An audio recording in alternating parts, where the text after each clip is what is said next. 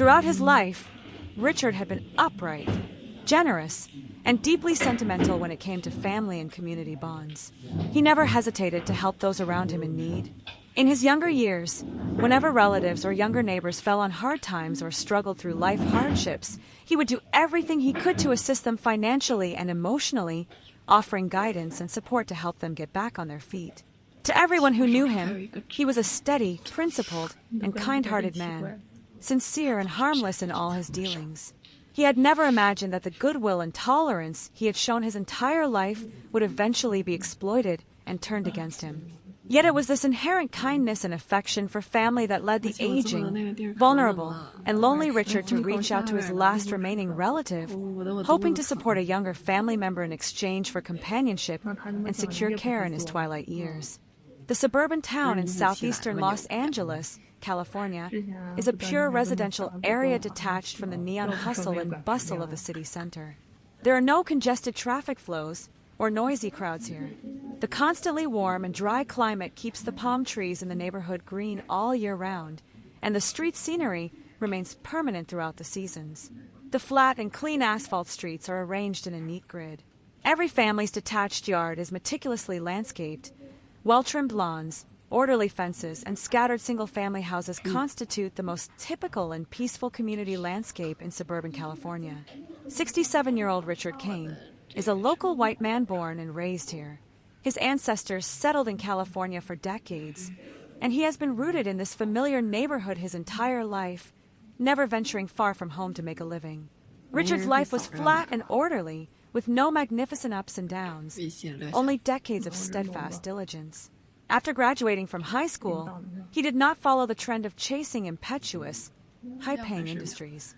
Instead, he entered a long-established, old-line building materials company in the local area, became a professional building materials technician, and cultivated his skills in the industry for 40 years. He was well-versed in the survival rules of the American workplace, performing his duties steadily, strictly abiding by regulations, refraining from opportunism or pulling strings, and step-by-step consolidating his wealth and foundation by virtue of a stable salary, extreme self-discipline, and decades of frugal accumulation. In his middle age, relying on his savings accumulated over many years, he purchased a street-front detached house with full payment, achieving zero loans and zero debts throughout, which thoroughly stabilized the foundation of his life. After stepping into old age, he continuously paid into Social Security and corporate retirement benefits, amassing sufficient bank savings, personal investment accounts, and a lifelong pension. Compared to most local elderly people who are financially strapped in their twilight years and live on relief, Richard's later years were originally stable, affluent, and free from worries about food and clothing. He only needed to rest peacefully to walk through the remainder of his life with dignity and stability. 5 years ago, a sudden illness completely shattered his peaceful and stable life. His wife of over 30 years passed away due to sickness. In their youth, the two had reached a consensus to choose the DINK, double income, no kids, lifestyle, staying together for a lifetime in stability without bearing children. After his wife departed, the huge detached house was instantly enveloped in deathly silence. The warm atmosphere of daily life, where 3 meals were warm and casual conversations accompanied each other, vanished entirely. Only cold furniture and silent corridors remained in the empty rooms, and endless loneliness wrapped around him day and night. After passing the age of 60, the decline of human bodily functions accelerated abruptly, and Richard's physical condition deteriorated continuously. Familial hereditary hypertension and mild coronary heart disease flared up repeatedly all year round. Whenever the seasons changed, or when he stayed up late or experienced emotional fluctuations, symptoms of chest tightness, dizziness, and palpitations would become increasingly severe, and his physical state was far inferior to the past. The community family doctor made multiple home return visits and gave stern warnings. Elderly people living alone are a high-risk group for sudden cardiovascular and cerebrovascular diseases. The probability of sudden nocturnal myocardial infarction and hypertensive crisis far exceeds that of ordinary people. Once a disease strikes without anyone noticing or rescuing them, it can easily lead to fatal danger. In the elderly care system and community logic of American society, there are only two stable options for elderly people living alone. Either pay to move into a well-equipped retirement community to receive 24-hour care from professional caregivers, or live with immediate family members who are responsible for daily care and emergency rescue. Richard was extremely resistant to the constraints and unfamiliar environment of nursing institutions, and he was unwilling to leave his home of half a lifetime, which was full of traces of life.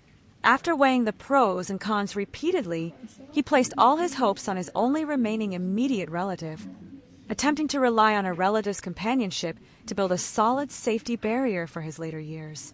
His wife's nephew, Brian Cole, 34 years old at the time, was Richard's closest living relative by blood. Brian's original family lacked adequate financial conditions, and his parents were negligent in discipline, resulting in a loose family atmosphere, which led to his impetuous character and lack of perseverance after adulthood. For many years, he had been drifting around with no fixed occupation and no stable residence, drifting through various small towns in California to do odd jobs and scattered service-type part-time work. His income was meager and extremely unstable, and his living condition was sloppy and chaotic, leaving him consistently unable to root himself in a stable life.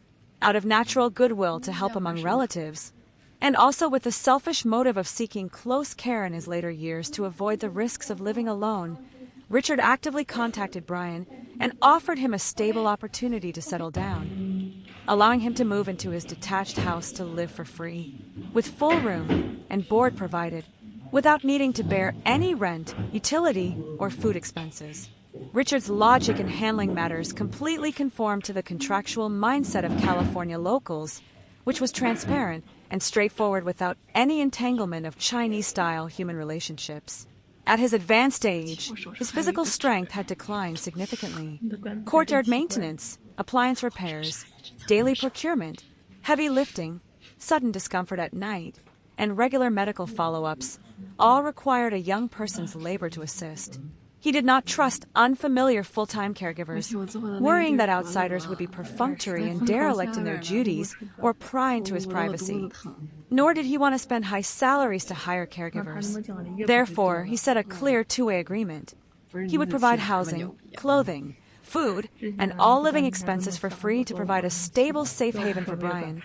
As a reciprocal return, Brian was required to live together long-term and assume full responsibility for his daily care, emergency rescue, medical accompaniment, and other elder care assistance obligations. After he passed away, this highly valued detached property, all bank savings, Social Security pensions, and personal investment assets would all be legally inherited by Brian. In the local inheritance cognition of California, a younger generation taking care of an elder and fulfilling elderly care obligations long-term is the most compliant and judicially recognized core prerequisite for inheriting a large estate.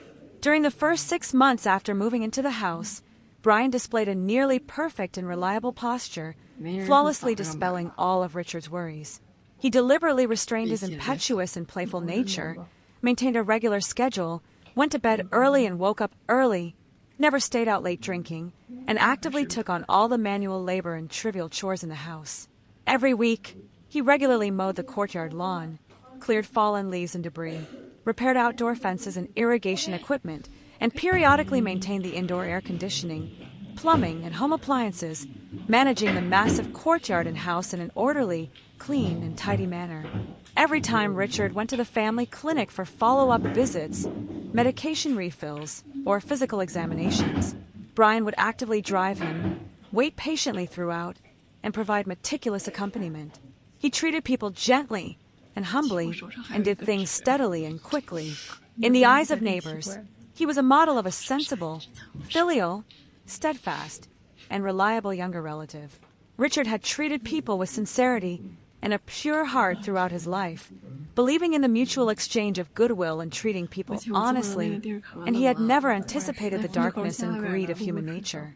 He frequently praised Brian in front of neighbors, feeling fortunate that he, lonely in his later years, could be accompanied by such a reliable relative, thinking that after surviving years of profound loneliness living alone, he had finally welcomed a stable home for his old age, and that his kind assistance had ultimately been reciprocated with genuine sincerity. But he never imagined that this half year of obedience diligence, gentleness, and responsibility was never Brian's true nature, but a meticulously planned, perfect disguise that accurately grasped the old man's psychology and was deliberately performed throughout. All the efforts were merely chips laid down for the ultimate encroachment on the assets. After becoming thoroughly familiar with the small town's community environment, neighborly relations, surrounding commercial districts, and pace of life, Brian quickly made acquaintance with a group of idle local youths who had nothing to do, craved pleasure, and loathed labor. After mingling in this new place circle, he no longer needed to deliberately maintain his disguise, and the impetuousness, greed, and laziness hidden in his bones were completely exposed. He completely abandoned the idea of looking for a full-time job and working steadily, refused to stand on his own feet and live diligently, and instead used expanding networks, discussing side hustles, and business socialization as false excuses to hang out, dine together, and seek amusement outside day and night, leaving early and returning late, turning day into night, and living a life devoid of any sense of propriety or bottom line.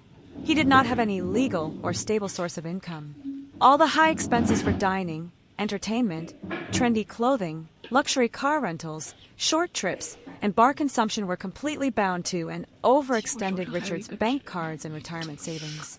He attached himself to the old man's life with peace of mind and wantonly squandered the life-saving money the old man had accumulated over half a lifetime, thoroughly turning Richard's kind assistance and free support into a private ATM that could be drawn from infinitely without any payment, and completely led a parasitic, luxurious life of getting something for nothing. Even though he clearly saw Brian's lazy, playful, unprogressive, and pleasure-seeking appearance, the soft-hearted and tolerant Richard still chose to yield and tolerate. He knew well that contemporary young people were naturally impetuous and playful, and he was willing to give the other party enough time to settle down and grow, nor did he fuss over small amounts of daily waste. He sought very little in his life, and his sole bottom line and demand was merely hoping that Brian could stay stably by his side to provide basic care and assistance when he was physically unwell, struck by sudden illness, or inconvenience to movement, fulfilling the two-way agreement they had defaulted to and quietly guarding his later life. As time passed, Richard's cardiovascular disease continued to worsen, and his physical state deteriorated day by day.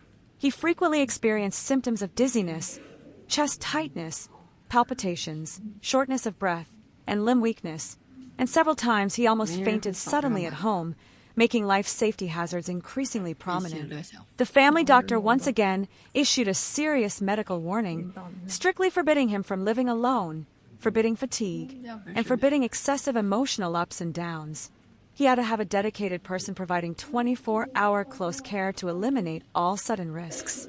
Richard, who keenly felt the threat of death and knew well the hidden dangers of living alone, no longer delayed. He formally finalized the final property performance agreement with Brian, deciding to go to a local regular civil law firm to handle a conditional inheritance notarization possessing complete judicial and legal validity, translating the verbal agreement into a legal document to build a safeguard for his rights in his later years. Strictly in accordance with the official terms of the California Probate Code, Richard drafted a precise, standardized, and clearly defined formal will document. The document clearly stated, all real estate, detached houses, bank savings, Social Security pensions, and personal financial investment assets under my name shall be legally inherited by Brian Cole. At the same time, an irrevocable and unalterable statutory additional condition was established. Brian must live together long-term as a companion and assume full responsibility for all obligations, including the old man's daily care, medical accompaniment, emergency rescue, and elder care assistance. It strictly prohibited abandonment, ill-treatment, and unauthorized disposal, misappropriation, or encroachment on any personal assets of the testator, making all performance behaviors fully inspectable, traceable, and accountable throughout. When Brian fully learned the terms of the will and confirmed that he only needed to continuously maintain the illusion of care to fully inherit all the assets the old man had fought for his entire life, he instantly withdrew all his laziness, impetuousness, and arrogance. For 1 whole week, he showed extreme flattery and complete obedience, returning home on time, taking the initiative to do housework, accompanying the old man to walk and get fresh air, accompanying him to follow up clinic visits on time, and patiently accompanying him to chat and relieve boredom. He comprehensively shaped a filial, responsible, steadfast, and reliable image of a younger relative, flawlessly dispelling the last trace of doubt in Richard's heart, allowing the old man to completely let down his guard and entrust everything with peace of mind. The two went to a regular civil law firm as agreed to complete the full set of notarization procedures, and all terms were synchronously entered into the California judicial system, possessing complete legal binding force. The moment the formalities were settled and finalized, the heart that Richard had suspended for a long time thoroughly settled. He thought his later years finally had a solid reliance, and that he would no longer have to endure loneliness and illness alone for the rest of his life. But merely on the third night after the notarization procedures were finalized and settled, Brian completely ripped apart all his gentle disguises, revealing his greedy, cold-blooded, and selfish true face. He returned home drunk late at night, smelling of alcohol, and possessing an arrogant and cold attitude, and straightforwardly informed Richard with no avoidance and no guilt that the compliance, diligence, companionship, and care over the past half-year were a deliberate act from beginning to end, without half a grain of sincerity or affection. He frankly admitted that his active move to live together, deliberate flattery and obedience, and patient accompaniment and care had from beginning to end only one single utilitarian purpose, which was precisely coveting the house, savings, pension, and all assets Richard had painstakingly accumulated for a lifetime. Now that the will notarization was completed and the asset inheritance right had become an established judicial fact, he no longer needed to deliberately disguise or falsely pay, let alone fulfill any statutory obligations of elderly care, assistance, or accompaniment. Strictly in accordance with the official terms of the California Probate Code, Richard drafted a precise, standardized, and clearly defined formal will document. The document clearly stated, all real estate, detached houses, bank savings, Social Security pensions, and personal financial investment assets under my name shall be legally inherited by Brian Cole. At the same time, an irrevocable and unalterable statutory additional condition was established. Brian must live together long-term as a companion and assume full responsibility for all obligations, including the old man's daily care, medical accompaniment, emergency rescue, and elder care assistance. It strictly prohibited abandonment, ill treatment, and unauthorized disposal, misappropriation, or encroachment on any personal assets of the testator, making all performance behaviors fully inspectable, traceable, and accountable throughout. When Brian fully learned the terms of the will and confirmed that he only needed to continuously maintain the illusion of care to fully inherit all the assets the old man had fought for his entire life, he instantly withdrew all his laziness, impetuousness, and arrogance. For 1 whole week, he showed extreme flattery and complete obedience, returning home on time, taking the initiative to do housework, accompanying the old man to walk and get fresh air, accompanying him to follow up clinic visits on time, and patiently accompanying him to chat and relieve boredom. He comprehensively shaped a filial, responsible, steadfast, and reliable image of a younger relative, flawlessly dispelling the last trace of doubt in Richard's heart, allowing the old man to completely let down his guard and entrust everything with peace of mind. The two went to a regular civil law firm as agreed to complete the full set of notarization procedures, and all terms were synchronously entered into the California judicial system, possessing complete legal binding force. The moment the formalities were settled and finalized, the heart that Richard had suspended for a long time thoroughly settled. He thought his later years finally had a solid reliance, and that he would no longer have to endure loneliness and illness alone for the rest of his life. But merely on the third night after the notarization procedures were finalized and settled, Brian completely ripped apart all his gentle disguises, revealing his greedy, cold-blooded, and selfish true face. He returned home drunk late at night, smelling of alcohol, and possessing an arrogant and cold attitude, and straightforwardly informed Richard with no avoidance and no guilt that the compliance, diligence, companionship, and care over the past half-year were a deliberate act from beginning to end, without half a grain of sincerity or affection. He frankly admitted that his active move to live together, Deliberate flattery and obedience, and patient accompaniment and care had from beginning to end only one single utilitarian purpose, which was precisely coveting the house, savings, pension, and all assets Richard had painstakingly accumulated for a lifetime. Now that the will notarization was completed, and the asset inheritance right had become an established judicial fact, he no longer needed to deliberately disguise or falsely pay, let alone fulfill any statutory obligations of elderly care, assistance, or accompaniment. Overnight, the warm and harmonious relationship of living together as relatives completely collapsed and shattered to pieces. The younger relative Richard had personally accepted, fully trusted, and spared no effort to assist, instantly turned into a stranger who had been scheming for a long time to covet his family property. In the house where he had lived for decades and poured half a lifetime of painstaking effort into, he completely lost the dominant right over his life, and from then on opened a difficult period of passive oppression, being bullied step by step, and enduring with forbearance. Once the notarization of the will was finalized and the succession of the estate seemed locked in, Brian dropped all pretense and restraint, completely unleashing his greedy, selfish, cold-hearted, and ungrateful nature. He entirely disregarded the statutory obligations of elder care and personal assistance explicitly stipulated in the notarized document. Instead, he held away his days idly, turning night into day, drinking, partying, and living purely for pleasure, dumping all domestic chores, yard maintenance, waste disposal, and appliance upkeep entirely onto the frail, ailing, nearly 7-year-old Richard. He completely ignored the old man's physical ailments, daily living needs, medical appointments, and emotional well-being, avoiding any one-on-one interaction and treating the elder purely as a free live-in maid and a useless encumbrance. After a period of deliberate testing, Brian thoroughly mapped out all of Richard's vulnerabilities.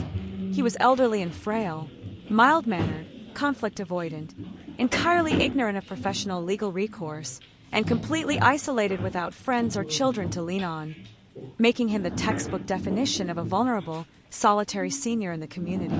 Having sized up his prey and confirmed the old man was powerless to resist, Brian became increasingly brazen and tyrannical. He began to systematically tighten the screws, using calculated intimidation, deliberate gaslighting, and domestic harassment to squeeze the old man out of his own life, intending to break Richard psychologically and physically until he voluntarily abandoned the property, thereby leaving Brian in sole, unburdened possession of the real estate and retirement assets. To completely marginalize and evict the elder from his own home, Brian used the arrogant and absurd pretext that his friends needed a space for frequent gatherings and that he required maximum room for personal comfort.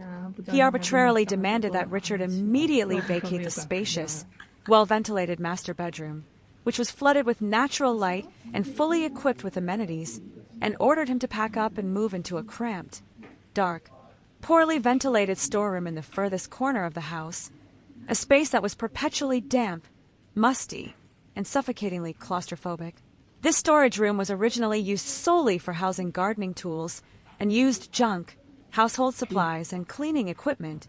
It lacked proper windows, functional ventilation, or basic moisture control, completely violating California residential safety codes and failing to meet the minimum legal standards for human habitation. Faced with such a bottomless, malicious degradation of his living conditions, Richard immediately mounted a stern protest. He clearly and explicitly informed Brian that the property was the crowning achievement of his 40 years of honest, hard labor, legally registered under his name as private real estate. As the sole legal title holder and owner of the property, he held absolute rights of occupancy and disposal, and it was unconscionable for him to be driven out and forced into a non-compliant junk room.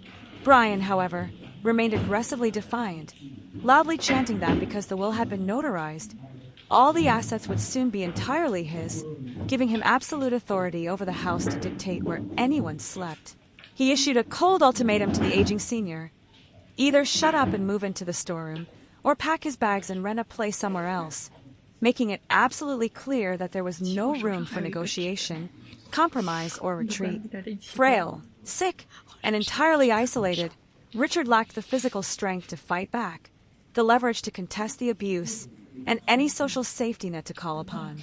He had no choice but to make a bitter, demoralizing concession, silently packing a few clothes, his chronic blood pressure medication, his cardiac prescriptions, and basic toiletries.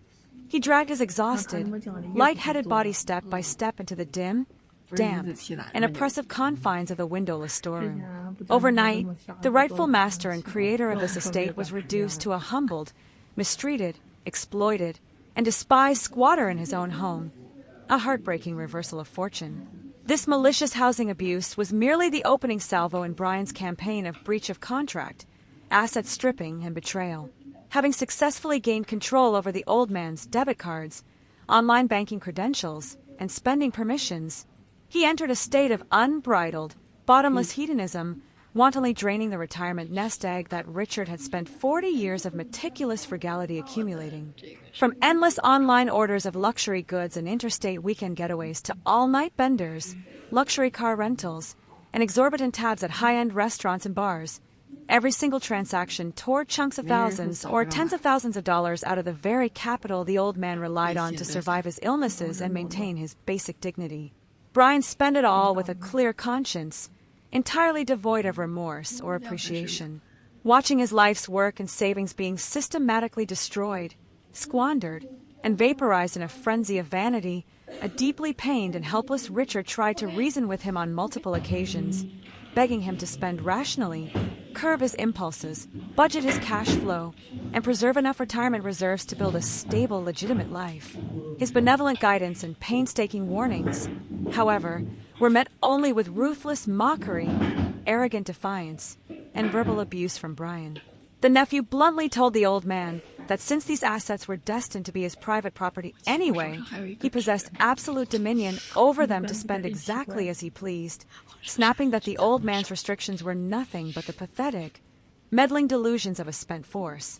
While burning through the cash for his personal pleasure, Brian became eager to liquidate the estate rapidly, shake off the elderly man permanently, and cash out on the spot, leading him to covertly put the house on the market. Behind Richard's back, he secretly retained local real estate brokers, deliberately concealing the critical facts that the property was subject to an active occupancy dispute, that the underlying will carried mandatory statutory performance conditions, and that the title itself was mired in a severe ownership controversy. Intentionally hiding the truth, he listed the single-family home at a premium, planning to secure a quick buyer, rush the escrow closing, take the cash, and run, completely abandoning the senior. He coldly and bluntly informed Richard that the moment the sale went through and escrow closed, the old man would have to pack up and get out unconditionally, warning him not to dare obstruct his liquidation, utterly indifferent to where the elder would sleep or how he would survive his final years. This series of egregious acts systematically violated the foundational statutory provisions governing conditional inheritance under the California Probate Code, amounting to multiple counts of severe unlawful conduct. The malicious eviction of a lawful property owner, forcing a senior citizen to live in a non-habitable, non-compliant space, the unauthorized dissipation and conversion of a testator's critical life support assets, the open refusal to perform statutory caregiving obligations, the unauthorized attempt to alienate another person's private real estate, and a sustained campaign of psychological abuse and verbal harassment targeting a vulnerable elder, these acts stacked up to form an absolute, undeniable case of material breach of contract. Concurrently, they constituted actionable offenses of elder financial abuse, intentional asset fraud, and the willful neglect and abuse of a vulnerable senior citizen, with the facts clear, the evidence ironclad, and the liability absolute. The prolonged oppression, betrayal, financial bleeding, and psychological warfare finally jarred Richard into complete clarity, chilling his heart to the core. He entirely purged himself of all remaining illusions regarding familial warmth for the inherent goodness of the younger generation, staring dead into a brutal reality. Brian's initial compliance, tender companionship, and diligent devotion had been nothing but a long con, a meticulously engineered, predatory asset grab scheme designed to exploit his psychological vulnerability. In a society ruled by law like California, blood ties mean absolutely nothing next to human greed, and oral promises are fragile, worthless air. Only rigorous legal statutes, binding contractual covenants, and an objective, unbroken chain of evidence can safeguard one's lawful private rights. His heart entirely dead to sentiment, Richard stopped enduring, stopped retreating, and stopped burning himself out in silent despair. He resolved to formally initiate the full apparatus of judicial recourse, prepared to do whatever it takes to claw back his life's work, his assets, and his dignity. The psychological chains of prolonged confinement and oppression, the ceaseless day and night physical and mental depletion, the wretched living conditions devoid of natural light year-round, and the relentless, daily torture of his chronic cardiovascular ailments completely crushed Richard's already frail and failing body. Approaching his 70s, he no longer possessed the robust, upright physique of his prime. Years of chronic illness, emotional suppression, and domestic mistreatment caused his bodily functions to deteriorate continuously, while his cardiovascular symptoms worsened dramatically. The episodes grew increasingly frequent, with each flare-up proving more perilous and violent than the last. During countless suffocating and agonizingly long nights, the tranquility of the entire single-family home was violently shattered by the rowdy chaos in the living room. Richard curled up alone inside the cramped, airtight, damp, and freezing storeroom, tightly hemmed in by 4 cold walls, where the air hung heavy with the persistent stench of mold, moisture, and the stifling breath of piled-up junk. Total darkness blanketed this narrow square footage, offering no light, no warmth, and no trace of life. Outside his door, Brian and a flock of shiftless young companions engaged in unbridled revelry. The deafening, rhythmic blare of loud music, coupled with boisterous laughter, the clinking of glasses, and endless shouting, pierced through the thin door panels night after night, stabbing mercilessly into the old man's eardrums and his very soul. Amid this extreme external clamor and contrasting internal isolation, Richard grit his teeth, enduring the agonizing torment of his illnesses in solitude. Waves of severe vertigo blurred his vision. His chest remained locked in a tight, suffocating ache, and a terrifying sensation of panic and palpitations repeatedly washed over him, accompanied by a profound, sweeping weakness that made even turning over or breathing a monumental struggle. Night after night, he stared into the dark until the first glimpse of dawn broke, entirely sleepless and thoroughly drained. The dual onslaught of physical agony and mental torture relentlessly ground down his resolve, leaving him broken and pushed to the absolute brink of collapse as he struggled to survive in a sea of infinite darkness and despair. Yet, what truly obliterated the final shred of tenderness in his heart, severed all remaining familial ties, and left him in a state of absolute, dead-eyed despair was a sudden, catastrophic nocturnal cardiac episode. That night, inside the deathly quiet storeroom, the illness struck without warning. Richard's entire body instantly went rigid and numb. His limbs lost all sensation and mobility, his breathing caught sharply in a suffocating struggle, and his heart rate spun violently out of control, racing and stopping sporadically. As his consciousness rapidly dissolved and his vision faded into black, he found himself teetering on the dangerous precipice of complete syncope and shock. He gathered the absolute last ounce of residual strength left in his body, trying to open his mouth to cry out for help, desperate for someone to hear his agony and pull him back from the edge. However, the tightly sealed structure of the storeroom muffled all sound, and the deafening uproar of the party outside completely swallowed his faint, raspy pleas. No matter how violently he struggled or gasped, the raucous noise outside raged on, entirely unbothered, unnoticed, and ignored. In the living room, Brian was drowning in alcohol and revelry, indulging in unbridled hedonism, utterly indifferent and oblivious to the dying old man just a few feet away. Midway through the night, he casually strolled past the storeroom door and caught the faint sound of a struggle and heavy gasping coming from within. Knowing deep down that the old man was highly likely suffering a severe medical relapse and facing a life-threatening crisis, Brian did not hesitate for a second, nor did he feel an ounce of guilt. He neither paused to check, nor pushed the door open to investigate. Instead, completely disregarding the old man's life and safety, he coldly turned on his heel to resume partying, entirely abandoning a living human being, a senior who had given everything to help him to his fate. It was this ice-cold, piercing moment that caused every remaining drop of warmth, tolerance, expectation, and soft-heartedness Richard held for his nephew to completely evaporate into nothingness. He stared with absolute clarity into the brutal reality before him, stripped of all naive optimism or illusions, and realized with unshakable certainty his sole path to survival. He had to discard all familial sentiment, abandon all attachments to blood ties, and utilize formal, lawful judicial channels to completely revoke this fraudulent, breached conditional will. He had to claw back every cent of the personal assets he had spent a lifetime accumulating, thoroughly dismantling this long-planned asset grab scheme, and fiercely defend the final survival foundation and human dignity of his twilight years. As a local born and raised in California who had spent his entire life rooted in the area, Richard had been embedded in local society for decades and was intimately familiar with the core, cold survival rules and judicial logic of an American society ruled by law. He saw through it completely.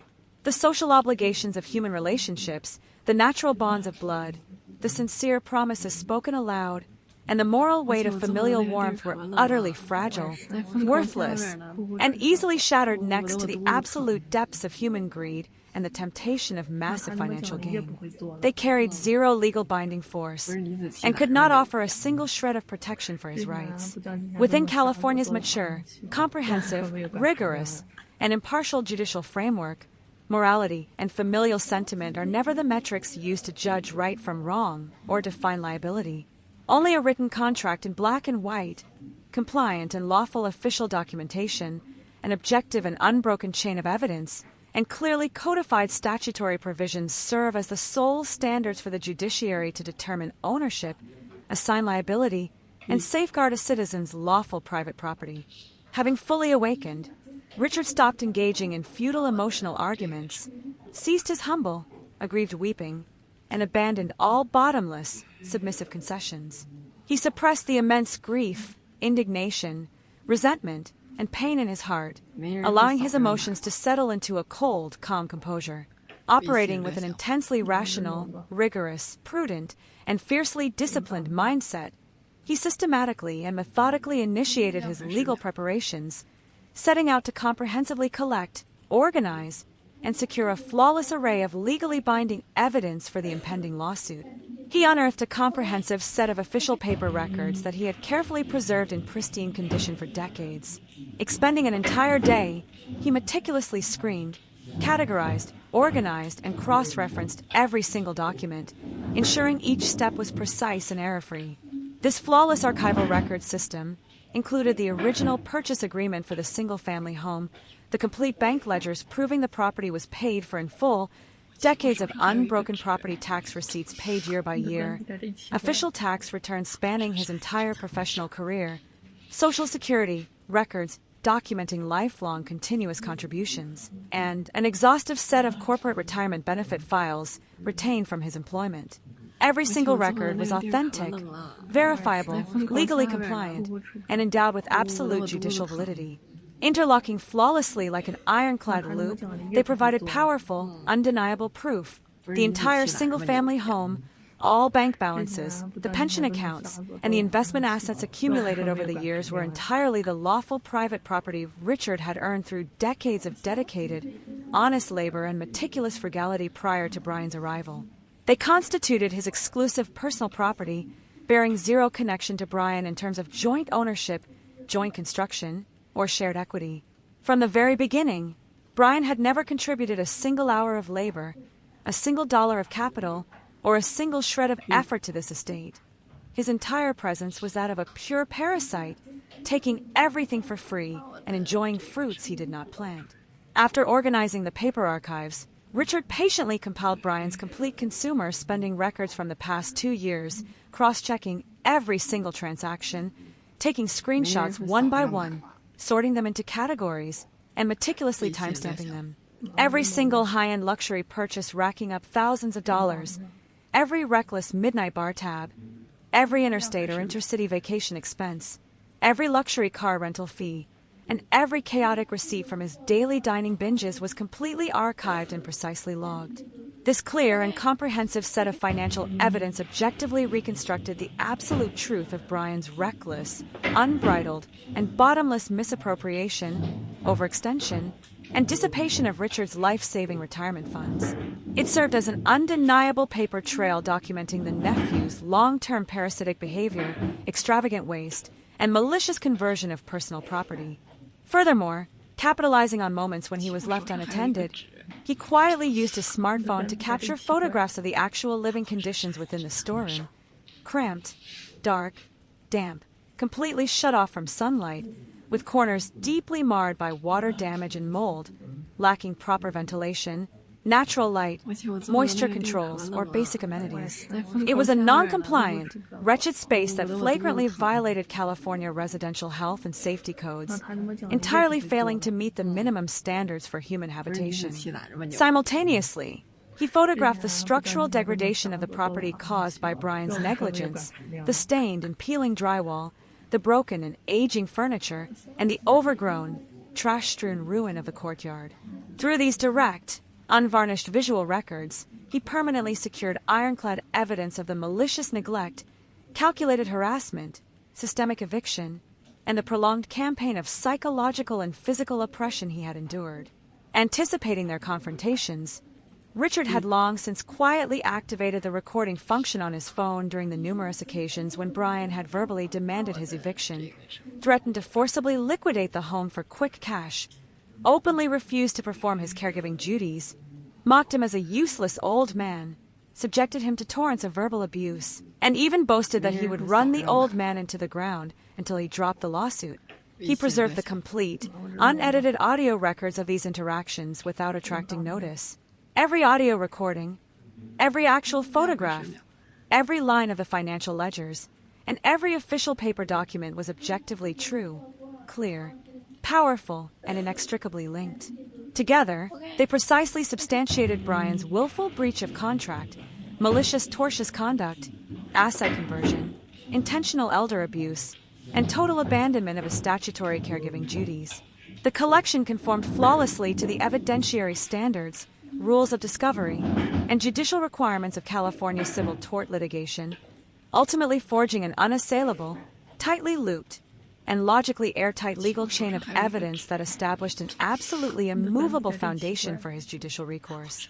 Once the entire body of evidence was systematically arranged, categorized, cross-referenced, and verified as flawless, Richard fought through the persistent physical distress and the profound mental exhaustion weighing upon him. Refusing to delay for a single moment, he proactively contacted the established civil law firm that had originally handled the notarization of the will, securing a private, one-on-one intensive consultation with a veteran estate and probate litigator. Throughout the entire consultation, the battle-hardened and completely awakened Richard remained exceptionally calm, rational, and highly articulate. He entirely detached his personal emotions from the narrative, refraining from exaggerating the facts, venting his grievances, making subjective accusations, or deliberately playing the victim to solicit sympathy. He simply provided an objective, comprehensive, and hyper-precise account of the entire timeline, clearly delineating Brian's prolonged campaign of performative deception, his fraudulent path to securing the inheritance, his material breach of contract, his malicious eviction of the lawful title holder, his wanton dissipation of the retirement assets, and his absolute abandonment of his elder care duties.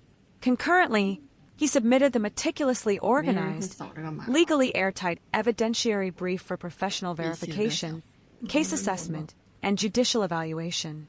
When Brian discovered that the traditionally submissive, frail, and elderly Richard had finally resolved to retain professional counsel, formally initiate judicial proceedings, and aggressively claw back every single asset that had been converted, he violently tore away the final layer of his hypocritical facade. He exposed his vicious, tyrannical, rogue, and cold-bloodedly selfish true colors without a shred of restraint. He repeatedly subjected Richard to face-to-face intimidation, malicious threats, and aggressive coercion, aiming squarely at the elder's fatal vulnerabilities, his advanced age, physical frailty, chronic illnesses, and lack of energy to endure a protracted legal battle of attrition. He arrogantly and boastfully bragged that he would fully exploit every procedural loophole in the legal system to indefinitely delay the entire litigation process. He threatened to endlessly tie up the docket by filing meritless motions to dismiss, requesting continuous extensions for discovery, launching repetitive appeals, and demanding multiple administrative reviews to drag out the case. He intended to use the long, Byzantine, and exhausting legal process to systematically bleed the old man of his remaining time, energy, physical strength, and patience. He was entirely convinced that by enforcing an indefinite delay and a sustained war of attrition, he would sooner or later completely break Richard physically and mentally, forcing the elder into submission and leaving him with no choice but to voluntarily dismiss the action.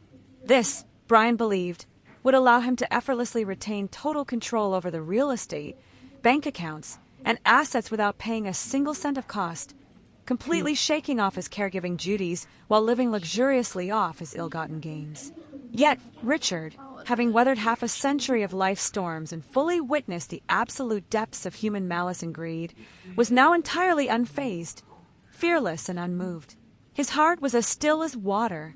He harbored no intention of retreating, no room for compromise, and not a single shred of naive optimism. He understood with absolute clarity that if he allowed himself a single moment of weakness, a single step backward, or a voluntary dismissal of a suit, every single achievement of his 40 years of conscientious, grueling labor would be permanently swallowed by Brian, vanishing into thin air.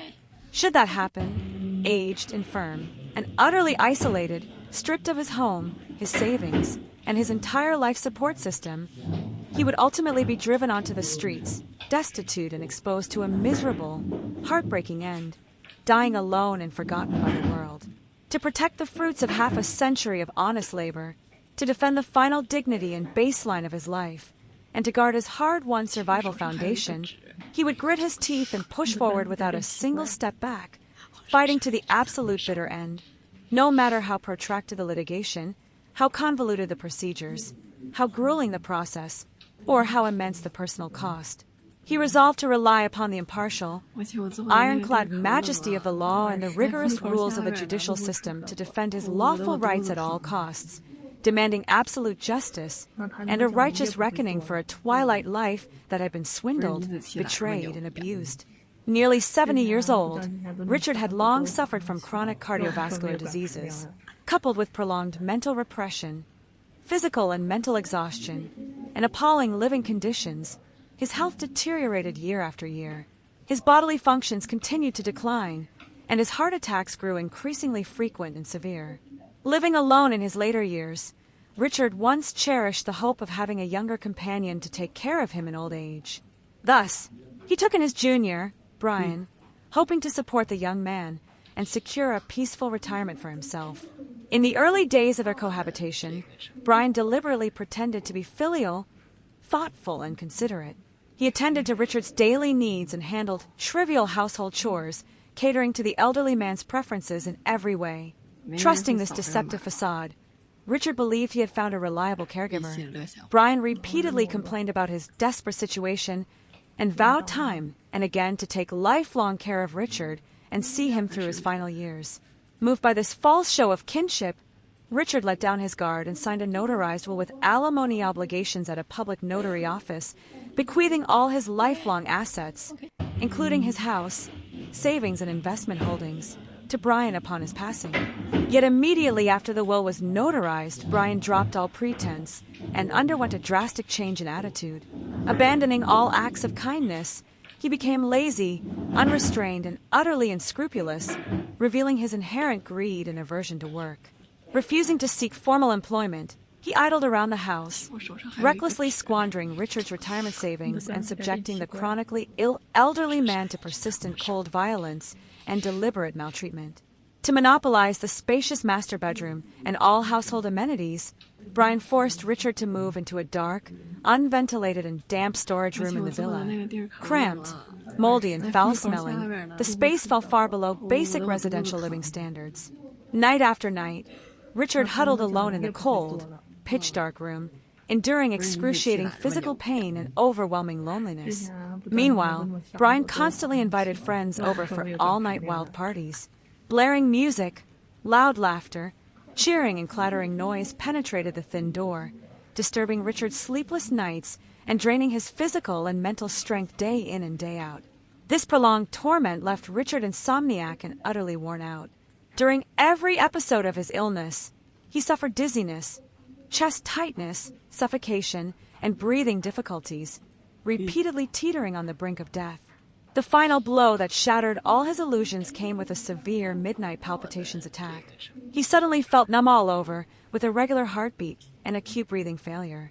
His consciousness faded rapidly, and he was on the verge of fainting in shock. He summoned his last ounce of strength to call for help, but the enclosed storage room trapped his voice, drowned out entirely by the raucous party noise outside. Brian passed by the storage room midway through the party and clearly heard the gasps and struggling sounds inside.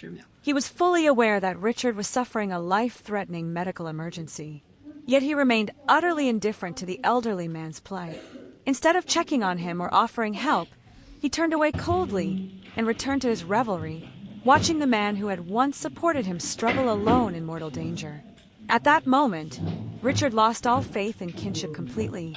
He resolved to legally revoke the fraudulently obtained, breached will, recover all his personal assets, and defend his dignity and fundamental rights in his old age. Having resided and built his career in California for decades, Richard was well versed in the local legal system. He understood that verbal kinship promises were fragile and unenforceable in the face of huge financial interests.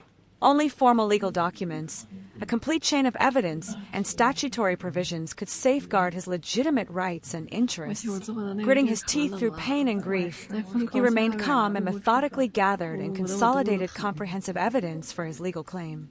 He sorted and filed decades of official documents, including the original house purchase contract, full payment receipts, annual property tax records, personal salary and tax filings, as well as Social Security and pension archives. All evidence clearly proved that the house, bank savings, pension accounts, and investment assets were entirely Richard's personal property, accumulated through decades of diligent work and frugal living long before he took Brian in. During their years of cohabitation, Brian contributed no money, no labor, and no effort whatsoever, relying entirely on Richard's assets for a parasitic, extravagant lifestyle.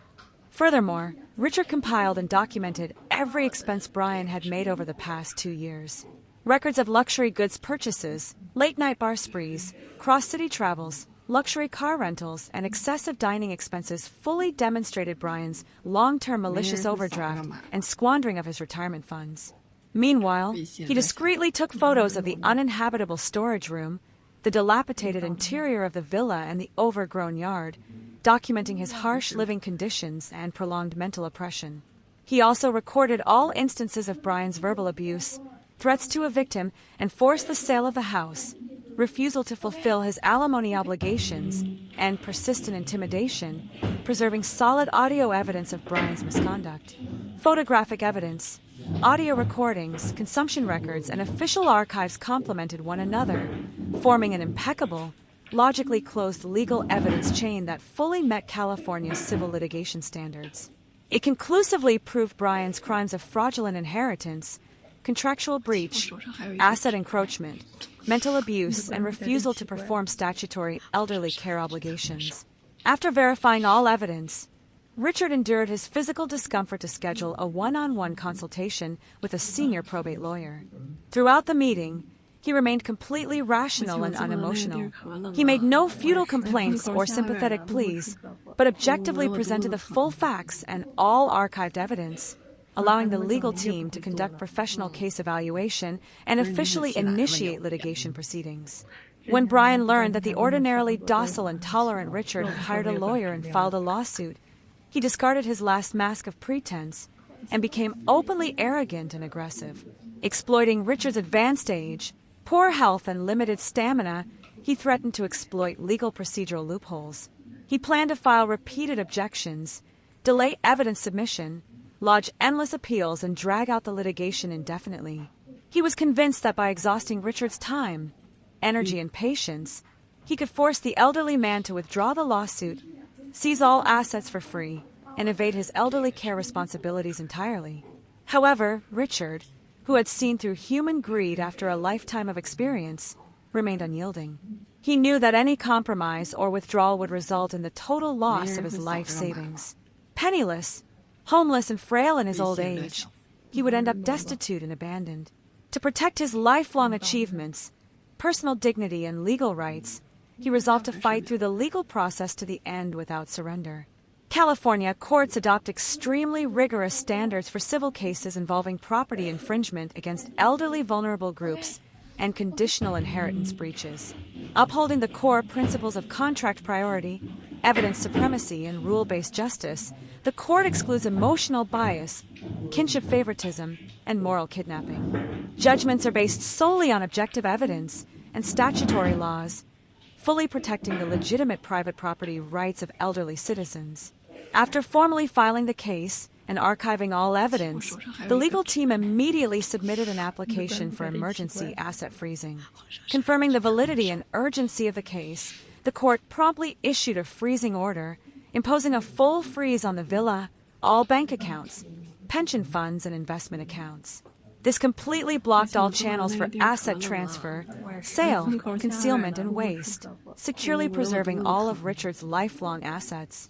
The court subsequently served formal legal notices and a court summons on Brian, officially launching legal accountability proceedings. Even after receiving the official legal documents, Brian showed no remorse and defiantly rejected all out-of-court reconciliation and civil mediation proposals. He clung to delusions of evading legal accountability and seizing ill-gotten gains through sophistry and procedural delays. During the court investigation phase, Brian continued to resist prosecution and distort the facts with groundless defenses. He falsely claimed that he had taken meticulous care of Richard, managed all household affairs, accompanied him on medical visits and daily outings, and devoted substantial time and energy over the years. He argued that his alleged efforts merited full inheritance of the assets, and that his inheritance was legally valid. The presiding judge refuted all his fallacious claims decisively and entirely overruled his defenses. After rigorous cross-verification of evidence and legal provisions, the court made a clear judicial finding. No written labor compensation or asset replacement agreement had ever been signed between the two parties. Brian had held no formal job, earned no legitimate income, and filed no tax returns during his residency, living entirely as a parasitic spendthrift with no substantive contributions. His trivial, perfunctory household work was grossly disproportionate to the value of the real estate and financial assets, carried no legal weight for asset offset, and constituted frivolous litigation and waste of judicial resources. The court further clarified that the notarized will legally qualified as a conditional gift contract. The sole prerequisite for inheritance was the heir's full performance of statutory obligations, including elderly care, emergency assistance, and daily companionship. However, Brian had committed severe breaches and infringements during the contractual period. He forcibly evicted the legal property owner and confined the elderly man in uninhabitable premises. He recklessly squandered Richard's retirement assets. He willfully refused to perform his elderly care duties, and he subjected the senior to long-term verbal humiliation, mental abuse, and coercive intimidation. All violations were fully evidenced, undisputed, and egregious in nature.